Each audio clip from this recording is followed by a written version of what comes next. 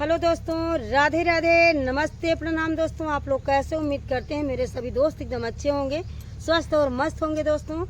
तो अपने कार्यों में आप लोग व्यस्त हैं, मुझे पता है कि सब आजकल अपने कार्य में व्यस्त हैं। तो दोस्तों थोड़ा सा कीमती टाइम निकाल करके आप सब, और बहुत ही सुंदर है नाच गीत लेकर आए दोस्तों। फुल वॉच करके वीडियो को देखिएगा, वीडियो में तभी आनंद आएगा। और बहुत ही सुंदर चटाकेदार ये सास बहू का नोक झोंक गीत है।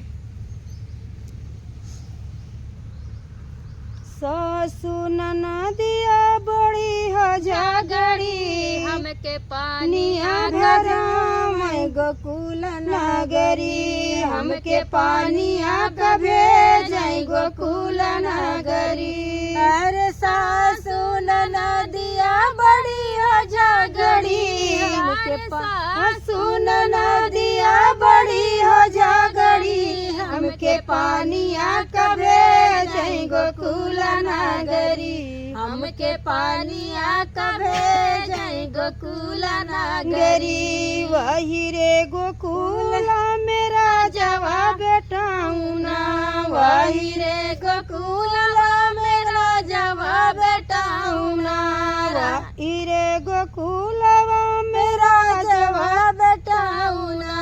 खिंच के मारे गुले लवा फूटे लगा गरी, तारे भी जला ऊपर चुंदरी, तारे भी जला लहंगवा ऊपर चुंदरी, तारे भी गेला लहंगवा ऊपर चुंदरी। सासु ननदिया बड़ी हो झगड़ी, अरे सासु ननदिया बड़ी हो झगड़ी, हमके पानिया कभे जाए गोकुल नगरी, हमके पानिया कभे जाए गोकुल नगरी, हमके पानिया कभे जाए गोकुल नगरी।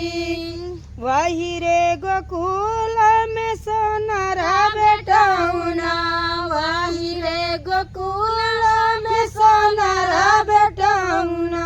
अरे जेवना न जेव करेला झगड़ी, खिंच के मारे गुले लवा फूटे लगा गरी, खिंच के मारे गुले लवा फूटे लगा गरी। तारे भी गेला हंगा ऊपर पर चुंदरी, तारे भी गेला लहंगवा ऊपर चुनरी। सासू ननदी बड़ी हो बड़ी हो झगड़ी, सासू ननदी हमारी बड़ी हो झगड़ी, हमके पानिया कभे जाई गोकुल नगरी, हमके पानिया कभे जाई गोकुल नगरी।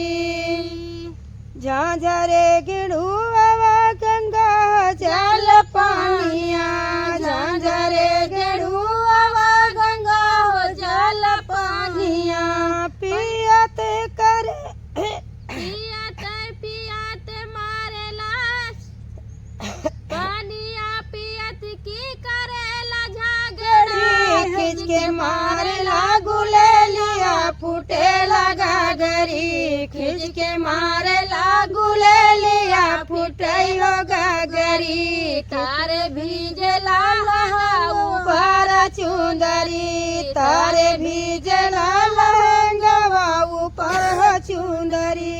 सासू ननदिया दिया बड़ी हो झगड़ी, सासु ननदिया बड़ी हो झगड़ी, हमके पानिया कभे जाए गोकुल नगरी, हमके पानिया कभे जाए गोकुल नगरी।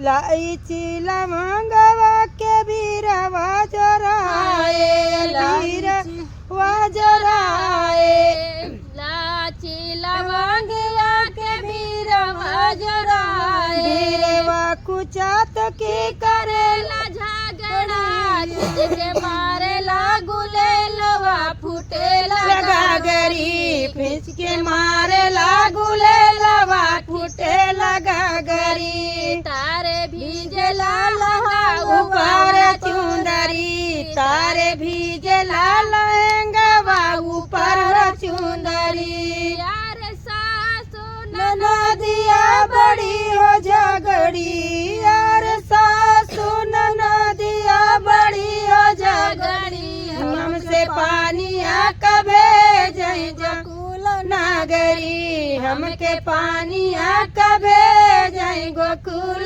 नागरी, हमके पानिया कभे जय गोकुल नागरी, हमके पानी। तो दोस्तों फिर मिलेंगे नए नए गीत के साथ। Bye by.